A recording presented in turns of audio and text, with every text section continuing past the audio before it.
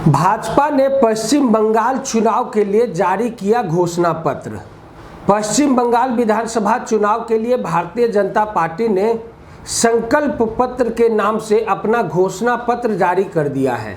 इस संकल्प पत्र में भाजपा ने राज्य की आधी आबादी, युवाओं, मजदूरों, गरीबों और किसानों पर फोकस कर बंगाल को सोनार बांग्ला बनाने का भरोसा दिया है।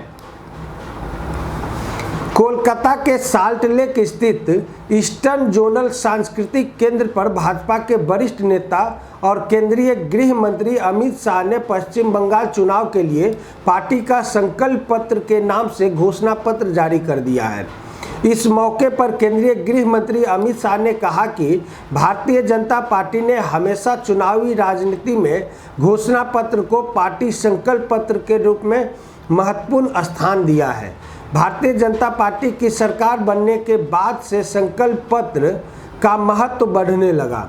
उन्होंने कहा कि यह केवल घोषणा नहीं है बल्कि एक संकल्प है। दुनिया का सबसे बड़े दल का इसलिए हमारे लिए संकल्प पत्र बहुत महत्वपूर्ण है। हमने जन जन तक पहुंचने का प्रयास किया है। इस संकल्प पत्र का मूल आधार सोनार बांग्ला की रचना है, यह कोरी कल्पना नहीं है। उन्होंने कहा कि सदियों तक पश्चिम बंगाल देश का नेतृत्व करता था, चाहे राजनीति का क्षेत्र हो, चाहे शिक्षा, समाज सुधार, साहित्य, कला क्षेत्र, हर चीज में बंगाल अग्रणीय रहा करता था। शाह ने कहा कि इसलिए गोपाल कृष्ण गोखले कहते थे, बंगाल जो आज सोचता है वह भारत 50 साल बाद सोचता है। उन्होंने कहा कि पिछले 73 साल के दौरान कई तरह के आघात झेलते झेलते बंगाल काफ़ी पिछड़ गया है।